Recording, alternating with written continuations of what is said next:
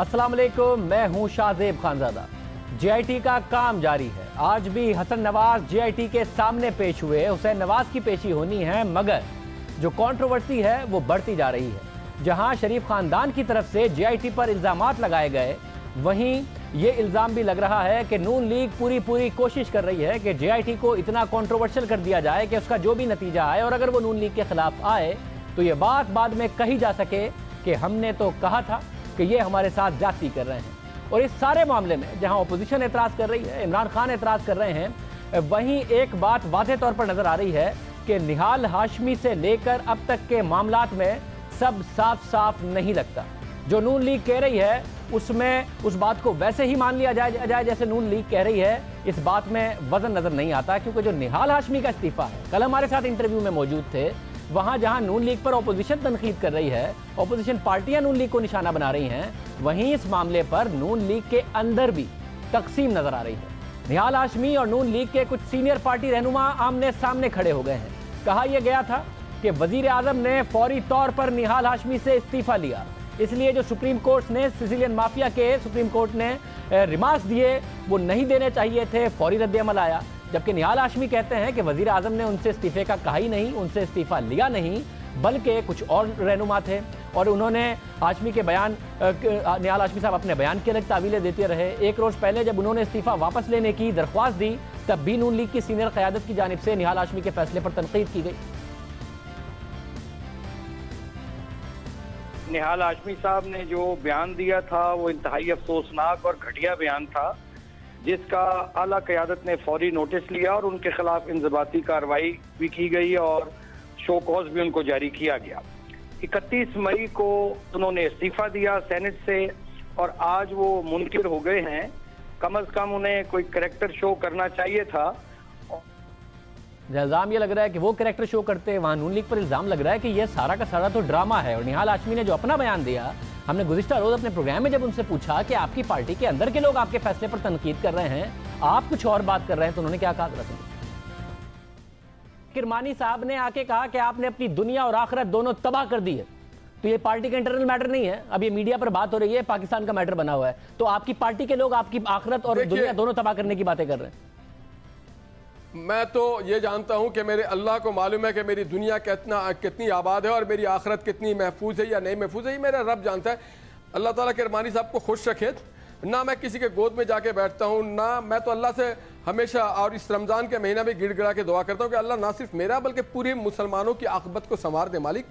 गुज़िश्ता रोज़ निहाल हाशमी हमारे प्रोग्राम में आए तो उन्होंने कहा कि उन्होंने सेनेट से इस्तीफा अपनी मर्जी से दिया था और अपनी मर्जी से ही वापस लिया। नून लीग ये तो कह रही है कि वापस अपनी मर्जी से लिया था, मगर ये नहीं कह रही कि दिया भी अपनी मर्जी से था।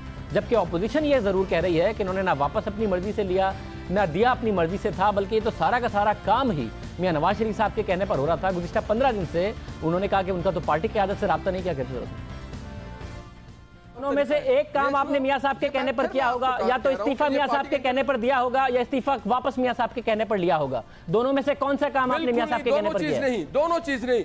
देखिए, मैं हल्फन, मैं बावजू आपके पास आया हूं क्योंकि आपसे बड़ी अदालत, सबसे बड़ी अदालत मेरी अल्लाह की। क्या मालूम मैं इसी लम्हे मेरा रूह कब्ज हो जाए तो मैं झूठ क्यों बोलूंगा? ना उनके कहने पे इस्तीफा दिया है, ना उनके कहने पे इस्तीफा लिया है वापस। तो किसी पे बहुतान तराशी मैं समझता हूं कि मुनासिब। मियां साहब के कहने पर नहीं लिया, मगर किसी के कहने। अच्छा, फिर किसके कहने पर इस्तीफा दिया था और किसके कहने पर वापस लिया है आपने? पार्टी के इंटरनल मैटर है। पार्टी में ऐसे दोस्त हैं, ऐसे मेहरबान हैं, हो सकता है कुछ ऐसे तबकात होंगे जिनको जो जल्दी में हो। मैं ये नहीं बता सकता कौन से ऐसे तबकात हैं जो जल्दी में हो। ये तो पार्टी की अंदरूनी साजिश की तरफ इशारा कर रहे हैं, मियां नवाज शरीफ की तरफ इशारा नहीं कर रहे इस्तीफा देने के मामले पर। गुज़िश्ता रोज़ ही जब निहाल हाशमी से ये सवाल किया कि अगर वज़ीर आज़म से आप मिले नहीं और वो काम किसी और ने आपसे करा लिया, तो दूसरा काम किसने किया पार्टी से हटाने का, तो उस पर निहाल हाशमी ने कहा कि कुछ लोग उजलत में होते हैं। बार बार उनसे पूछा गया तो उनका कहना था कि ये पार्टी की एक अंदरूनी कहानी है, अंदरूनी मामला। काम आपने किया जो कि सेनेट से इस्तीफे का था, दूसरा काम पार्टी ने किया जो कि आपकी जो बुनियादी रुकनियत है वो मुअत्तल करने का था और आपसे पार्टी ओहदा वापस लेने का था। अगर वजीर आजम से आप मिले नहीं और वो काम किसी ने आपसे करा लिया, तो ये दूसरा काम किसने किया आपको पार्टी से हटाने का? कुछ लोग उजलत में होते हैं, कुछ लोग उजलत में होते हैं। आप तलाश कीजिए उन उजलत वालों को। मियां साहब के कहने पर नहीं लिया, मगर किसी के कहने। अच्छा, फिर किसके कहने पर इस्तीफा दिया था और किसके कहने पर वापस लिया है आपने? पार्टी के इंटरनल मैटर है, पार्टी में ऐसे दोस्त हैं, ऐसे मेहरबान हैं, हो सकता है कुछ ऐसे तबकात होंगे जिनको जो जल्दी में हो, मैं ये नहीं बता सकता। वजह क्या है? राना सनाउल्लाह साहब कहते हैं बकरे की कुर्बानी तो दी थी, कुर्बानी कबूल नहीं की तो बकरा बिफर गया।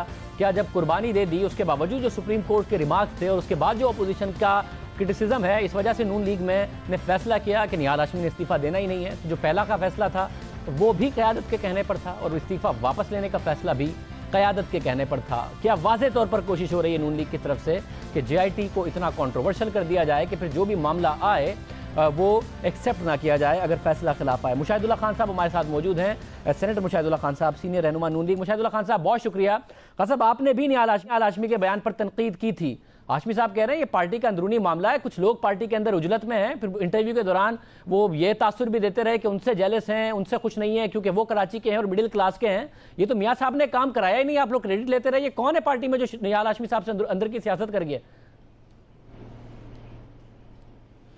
जी बिस्मिल्लाहिर्रहमानिर्रहीम। देखें शाहजेब साहब, आजकल अंदरूनी मामला किसी भी चीज़ का कोई 1 मिनट से ज़्यादा होता नहीं। मीडिया को हर बात पता होती है, क्या हुआ क्या नहीं हुआ। एक स्टेटमेंट उन्होंने दिया जिस पे उनके ख़िलाफ़ मतलब कि पार्टी ने एक एक्शन किया है और वो प्राइम मिनिस्टर साहब ने इस्तीफ़ा मांगा है। और ये जो बात कहना कि जी मैं मिडिल क्लास हूँ, तो मिडिल क्लास को जिस वक्त एक चीज़ उन्होंने दी थी तो ये सोचना चाहिए था ना कि मिडिल क्लास को दिए, तो ये बात अब मुंतबिक नहीं होती, उसका इतलाक़ नहीं होता, क्योंकि एक कराची के आदमी को, एक उर्दू बोलने वाले को, एक मिडिल क्लासिए को उन्होंने एक चीज़ दी थी।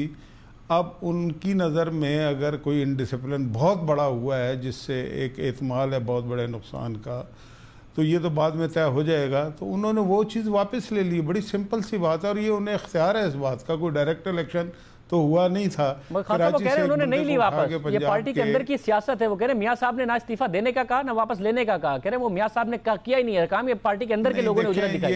ये बात देखें शाहजेब साहब, पार्टी के अंदर के कोई लोग नहीं है। बात यह है कि हमारी पार्टी का एक सिस्टम है, उस सिस्टम के तहत आसिफ करमानी या दीगर और 1-2 लोग ऐसे हैं कि जिनके ज़रिए से पैगाम रसानी होती है इस लेवल पे। तो आसिफ करमानी की ये जुर्रत नहीं है कि वो नवाज़ शरीफ के बग़ैर इतना बड़ा फ़ैसला खुद से कर लें। ये तो मतलब कि उन्हें निहाल हाशमी साहब को भी पता है, वो कह रहे हैं तो वो अपनी बात कह रहे हैं। खान साहब क्या निहाल हाशमी की इतनी जुर्रत है, क्योंकि आप निहाल हाशमी को बहुत करीब से जानते हैं, निहाल हाशमी की इतनी जुर्रत है कि मियाँ साहब ने इस्तीफा देने का कहा हो और वो वापस ले लें मियाँ साहब के कहे बगैर? नहीं, पहले तो उन्होंने ले लिया, फिर एक आफ्टर थाट तो होता है ना। हालांकि हो सकता है बाद में किसी ने कुछ उनसे बात की हो, मेरी तो उनसे कोई बात नहीं हुई, ना मेरा उनसे किसी किस्म का रब्ता हुआ। बाज़ वक़्त आदमी एक चीज़ दे देता है, उसे ख्याल आता है कि ये मैंने गलत कर लिया। अब देखें ना, मैं एक बड़ी सिंपल सी बात बताता हूँ, मैं उनका हमदर्द हूँ आज भी। मैं ये समझता हूँ कि एक वो सियासी कारकुन है, उन्हें अपनी सियासत बचानी चाहिए और बचानी चाहिए थी। वो ऐसी थी कि पार्टी के फैसले पे सर तस्लीम खम करना चाहिए, हमेशा लोग करते हैं और भी बहुत सारे लोगों ने किया, ऐसी बात नहीं है कि ये कोई पहली दफ़ा हुआ है। तो अब मुझे एक बात बताएं कि अब उन्होंने ये एक काम करने के बाद वापस लिया है, कल को अगर सुप्रीम कोर्ट उनके ख़िलाफ़ कोई फ़ैसला करती है 10 सेकंड का भी, तो सेनेट की सीट तो चली जाएगी ना, तो फिर ना खुदा ही मिला ना वसाले सा ना। मगर मुशाहिदुल्लाह खान साहब क्या ऐसा तो नहीं है कि क्योंकि जो राना सनाउल्लाह साहब ने भी कहा कि कुर्बानी कबूल हुई नहीं, तो फिर पार्टी क़यादत ने फैसला किया कि हमने तो इस्तीफा लिया था निहाल हाशमी से, मगर ना अदालत मानी, अदालत ने सिसिलियन माफिया जैसे लफ्ज़ इस्तेमाल कर दिए, ना ही अपोजिशन मानी। तो फिर पार्टी क़यादत ने ही कहा कि चलें, जब कोई मान नहीं रहा तो हेड ऑन तो ले ही रहे हैं आप, JIT को कन्फ्रंटेशन का माहौल भी बना रहे हैं, तो निहाल हाशमी आप भी इस्तीफा वापस लें, ये स्ट्रैटेजी का हिस्सा है। नहीं, मेरा ख्याल है ऐसी बात नहीं है, ना हमारी पार्टी इस तरह की पार्टी है। एक फर्म डिसीजन था, आज तक है, मैं 1000% आपको बता रहा हूँ। बाकी सुप्रीम कोर्ट ने क्या कहा उनके, हालांकि प्रॉम्प्ट एक्शन हुआ था ना, 2-3 घंटे में ये सारा कुछ हो गया था। जैसे ही पता लगा प्राइम मिनिस्टर साहब के नोटिस में चीज़ें आई, उसके बाद जो वो रिमार्क्स दिए गए जिन्हें किसी ने एक्सेप्ट नहीं किया, मतलब उन रिमार्क्स को जो गॉड फादर या सिसिलियन माफिया, इनको कौन एक्सेप्ट करता है? और ये दुरुस्त भी नहीं है, इसका भी इतलाक़ नहीं किया जा सकता हाशमी साहब की तकरीर पे। एक तकरीर जो है उसकी बुनियाद पे आप किसी को माफिया तो नहीं कह सकते, तो वो बहुत ज़्यादा सख्त और जायज़ नहीं था मेरे नज़दीक।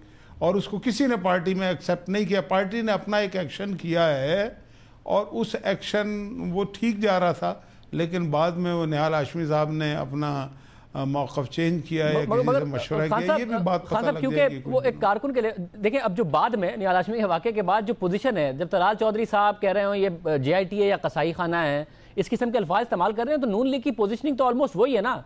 निहाल हाशमी ने बस अपने अल्फाज में धमकियां दे दी और ज्यादा सख्ती कर दी, वरना पोजीशनिंग तो वही है। तो जो काम एक हफ्ते बाद आप कर रहे हैं, ठीक है, वो अभी धमकियां उसमें नहीं है और उम्मीद करते ना ही हो। निहाल हाशमी ने वो पहले कर दिया जो पार्ट ऑफ स्ट्रेटजी नहीं है पार्टी का। ये देखें, बात यह है कि अगर आप मौका ना दें तो किसी को बात करने का जरूरत नहीं होती। चीज़ यह है कि JIT, पहली बात तो यह है कि कोई सुप्रीम कोर्ट नहीं है। JIT की सैकड़ों बनी है इस मुल्क में और उनका हशर जो कुछ हुआ है समेत डॉक्टर आसिम की JIT का, वो सारी दुनिया के सामने। बात यह है कि जब JIT के 2 मेंबरान पे एतराज़ भी हुआ है और वो मुद्दई पार्टी से उनका ताल्लुक़ है और पहले भी वो हुदैबिया में इन्वेस्टिगेशन कर चुके हैं, उसके बाद तो बहुत ज़्यादा यानी कि उनको ख्याल करना चाहिए था कि शफाफियत जो है वो बरकरार रहे। लेकिन जब आप तस्वीरें अंदर से खींच के बाहर निकालेंगे, जब आप एम्बुलेंस की ख़बरें चलाएंगे और उनके ख़ानदान को पता नहीं लगेगा। आप देखें ना, मुझे अब एक बात बताएं कि 7 घंटे तक ये ख़बर चल रही है कि एम्बुलेंस आ गई है, हुसैन नवाज़ की तबीयत ख़राब हो गई है, उनकी माँ बहन भाई सब तड़प रहे हैं, वो फ़ोन पे फ़ोन कर रहे हैं। फ़ोन जो है वो JIT के पास हैं, JIT वाले फ़ोन करके बता सकते हैं अगर कोई गलती होगी कि ऐसी कोई बात नहीं, उनकी तबीयत ख़राब नहीं है और नहीं थी। तो ये सारी चीज़ें अगर हो रही हैं तो ये इसमें शफाफियत मुतासर होती है, तो इस पर बात तो होगी ना। मतलब कि इसमें कोई ऐसी नाजायज़ बात साथ मौजूद थे और कह रहे थे कि बात तो होगी जब इस किस्म की बातें होंगी। प्रोग्राम में एक ब्रेक है, मज़ीद खबरों पर बात करेंगे एक ब्रेक के बाद।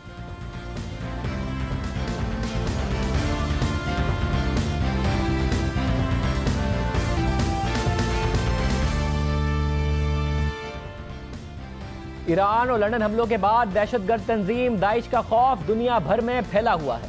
ये शिद्दत पसंद तंजीम पाकिस्तान में भी अपनी जड़ें फैलाने की कोशिश कर रही है। इस मकसद के लिए दाइश ने लश्कर जंगवी के साथ मिलकर बलोचिस्तान में एक अपने खुफिया ठिकाने बनाने की कोशिश की, जिसे सिक्योरिटी फोर्सेज ने नाकाम बना दिया है। ISPR ने मस्तूंग में 1 से 3 जून तक किए गए ऑपरेशन की तफसीलात जारी कर दी हैं, जिसके मुताबिक ये ऑपरेशन कलदम लश्कर जंगवी अल-आलमी के 10 से 15 दहशतगर्दों की मौजूदगी की इतलात पर किया गया था। और फिर इंटेलिजेंस इतलात थी कि दहशतगर्द मस्तूंग से 36 किलोमीटर दूर स्पलंजई, कोहे सिया, कोहे मरवा के गारों में मौजूद हैं। इस ऑपरेशन के हवाले से अहम बात यह सामने आई है कि लश्कर जंगवी दाइश के साथ मवासलाती राबते की कोशिश कर रही थी और दाइश को बलूचिस्तान में कदम जमाने के लिए सहूलत फराहम कर रही थी। लेकिन सिक्योरिटी फोर्सेस के ऑपरेशन में लश्कर जंगवी का इंफ्रास्ट्रक्चर तबाह कर दिया गया। ऑपरेशन के दौरान 2 खुदकश हमला आवरों समेत 12 दहशतगर्द हलाक और फायरिंग के तबादले में 2 अफसरान समेत फोर्सेस के 5 एहलकार जख्मी हुए। ISPR के मुताबिक मौलाना अब्दुल गफूर हैदरी पर हमला करने वाला दहशतगर्द भी इसी पनाहगाह से भिजवाया गया था। फोर्सेस का क्लियरेंस ऑपरेशन 10 किलोमीटर तवील गार में 1 जून से 3 जून तक जारी रहा, जिसके दौरान फोर्सेस को दहशतगर्दों की जानिब से सख्त मुजाहिमत का सामना करना पड़ा। इस दौरान IEDs बनाने की सहूलत तबाह कर दी गई, जबकि 50 किलोग्राम बारूदी मवाद, 3 खुदकश जैकेट्स, 18 ग्रेनेड और 6 रॉकेट लॉन्चर समेत दीगर असलहा बरामद हुआ। इस ऑपरेशन के हवाले से मुसलसल रिपोर्ट्स आ रही थी, जिसमें कहा जा रहा था कि ऑपरेशन के दौरान लश्कर जंगवी और दाइश के अहम कमांडर्स को हलाक कर दिया गया है। और इस ऑपरेशन में हमें मिलने वाली मालूमात इंतहाई अहम है।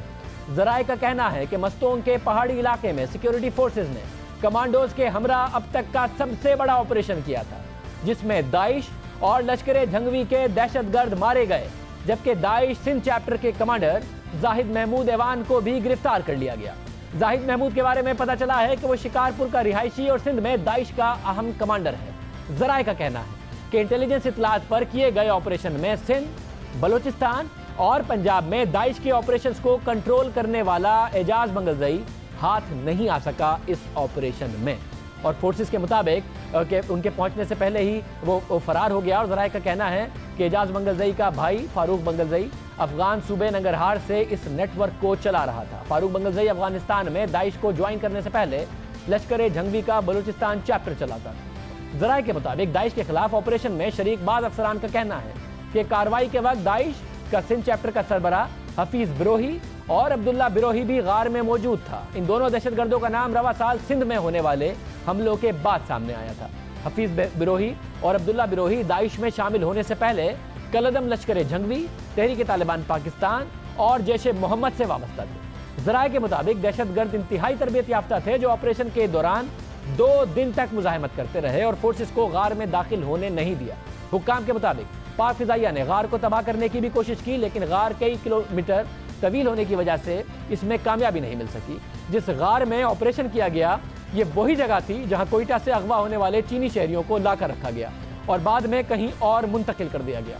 इस ऑपरेशन की अहमियत का अंदाजा इस बात से लगाया जा सकता है कि इसकी निगरानी बराह रास्त कमांडर सदन कमांड आमिर रियाज कर रहे थे और ऑपरेशन में फौजी कमांडोज, FC बलोचिस्तान के स्पेशल विंग के जवान और पुलिस फोर्स के अहलकार शामिल थे। इस ऑपरेशन से मुताल्लिक हुक्काम का कहना है कि मस्तूम के गार में बनाए गए दाइश के हेडक्वार्टर को तबाह करने में 5 दिन लगे और बलोचिस्तान में कलदम तंजीमों के नेटवर्क से मुताल्लिक हम पहले भी आपको बता चुके हैं कि इसीलिए मस्तूम को बलोचिस्तान का हसास इलाका तस्वुर किया जाता है। हम आपके सामने काउंटर टेररिज्म डिपार्टमेंट की रिपोर्ट रख चुके हैं जिसमें सिंध के कुछ इलाके और बलूचिस्तान में मस्तूम के बारे में कहा गया था कि ये कहीं दाइश का गढ़ ना बन जाए, यहाँ पर दाइश का नेटवर्क मजबूत हो जाए, जिसकी वजह से मस्तूम में क़याम अमन के लिए FC की 2 प्लाटून तैनात हैं और JUIF के रहनुमा अब्दुल गफूर हैदरी पर खुदकश हमले की जिम्मेदारी दाइश ने कबूल की थी, जिससे इस बात को तक़वियत मिली थी कि इस इलाके में दाइश भी कदम जमा रही है और अब मस्तूम में फोर्सेस की कार्रवाई इस दहशतगर्द तंजीम के बढ़ते हुए असर की जानिब इशारा कर रही है। यहाँ आम बात यह है कि सिर्फ बलूचिस्तान ही नहीं, सिंध में भी दाइश का खतरा बढ़ रहा है और बलूचिस्तान और सिंध में दाइश का असर और इंतहा पसंद सोच क्यों अपनी जड़ें फैला रही है ये भी हम आपके सामने रख चुके हैं। इसके अलावा काउंटर टेररिज्म डिपार्टमेंट सिंध की रिपोर्ट्स आपके सामने रख चुके हैं, प्रेजेंटेशंस आपके सामने रख चुके हैं। जाहिद गिशकोरी हमारे साथ मौजूद है। जाहिद, बहुत शुक्रिया। कितना अहम ये ऑपरेशन था, मजीद तफसीलात बताइएगा।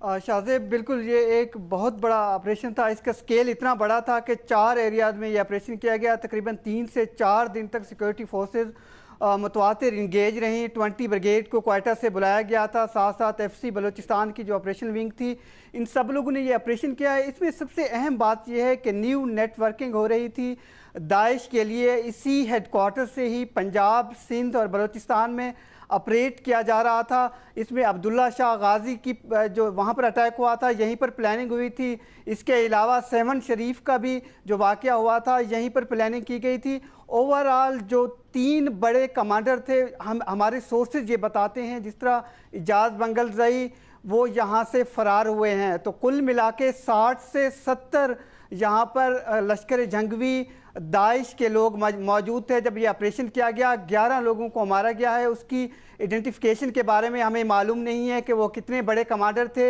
एक को गिरफ्तार किया गया है जो सिंध की 2nd टायर दाइश की लीडरशिप में आता था, जाहिद अवान जिसका नाम था। इसके अलावा शाहजेब एक इम्पॉर्टेंट पहलू ये भी है कि वहाँ से एक गाड़ी भी रिकवर की गई है और ये शुबा किया जा रहा है कि उस गाड़ी पर उन चाइनीज़ को लाया गया था।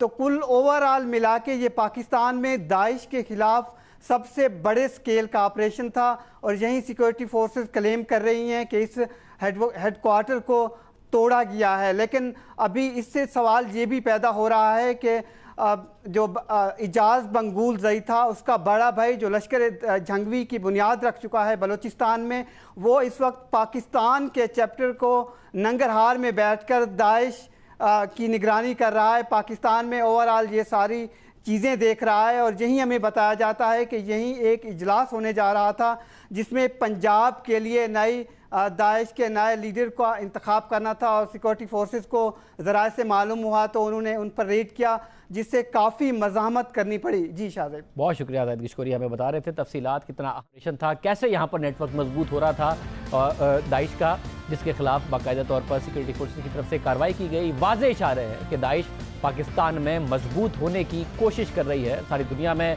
जो 1-1.5 महीने में कार्रवाइयाँ की हैं उसके बाद ये नज़र आ रहा था कि दुनिया में मजबूत हो रही है, पाकिस्तान में अपना गढ़ मजबूत बनाने की कोशिश कर रही है, जिसके खिलाफ ये कामयाब ऑपरेशन भी हुआ। प्रोग्राम में एक ब्रेक शामिल करते हैं। एक शख्स का बयान जो आज हो गया, ये कहा जा रहा है कि ये अमरीकी सदर के मुस्तकबिल के लिए बड़ा खतरनाक साबित हो सकता है।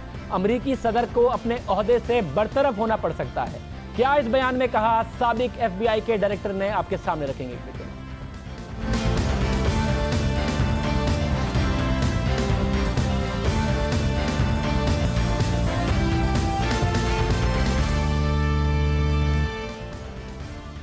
एक शख्स का बयान दुनिया के बाअसर तरीन शख्स के लिए सबसे कड़ा इम्तिहान बन गया है और ये बयान अमेरिका के सदर डोनाल्ड ट्रंप की नाअहली की वजह बन सकता है, क्योंकि अमेरिकी सदर पर रूस से राबतों का इल्जाम साबित हो या ना हो, इन इल्जामात की तहकीकात पर असरअंदाज होने का इल्जाम हो सकता है। और उस शख्स ने आज ये जरूर कह दिया कि डोनाल्ड ट्रंप ने उनकी बरतरफी के हवाले से झूठ बोला। झूठा आज डोनाल्ड ट्रंप को जरूर कह दिया है। डोनाल्ड ट्रंप अपने खिलाफ होने वाली तहकीकात पर असरअंदाज हुए।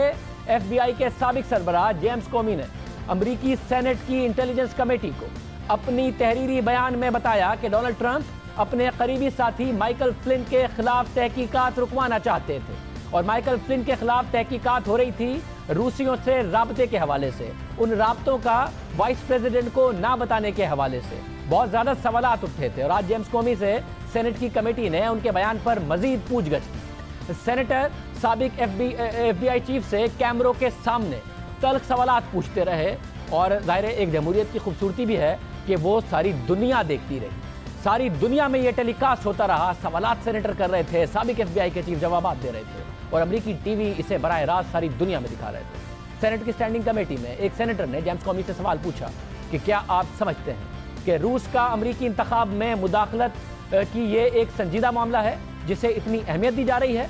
जवाब में जेम्स कोमी ने कहा कि इसमें कोई दो राय नहीं कि ये इंतहाई अहम मसला है, क्योंकि रूस चाहता है कि वो अमेरिकी लोगों की राय बदल दे, उनके वोट्स पर असरअंदाज हो, उनकी वोटिंग पर असरअंदाज हो, जो हमारी जमहूरियत के लिए खतरा है। फिर एक सेनेटर की तरफ से जेम्स कोमी से पूछा गया कि ट्रंप ने कहा था कि रूसी मुदाखलत की खबरें फेक न्यूज़ है, झूठी खबर है, इस पर एतबार नहीं किया जाना चाहिए। जिस पर कोमी ने जवाब दिया कि इससे ज़्यादा मुस्तनद खबर नहीं हो सकती। एक और सवाल में पूछा गया कि ट्रंप ने आपको बरतरफ करने की वजह यह बताई कि FBI के अंदर लोग भी आपकी कारकर्दगी से खुश नहीं हैं, क्योंकि ये बात बताई गई थी कि ट्रंप ने इनको ये बताया था कि आपको इसलिए बरतरफ कर रहा हूं। हालांकि तहकीकात कर रहे थे डोनाल्ड ट्रंप की इंतजामिया, उनके दोस्त माइकल फ्लिन जो कि साबिक नेशनल सिक्योरिटी एडवाइजर थे, उनके खिलाफ। तो ये पूछा गया कि क्या आपको ये बताया था कि आपके अपने डिपार्टमेंट के लोग खुश नहीं है इसलिए आपको बरतरफ किया जा रहा है? तो जवाब में कोमी ने कहा कि ये झूठ है और ये बाकायदा तौर पर उनकी तरफ से कहा गया कि ये झूठ है।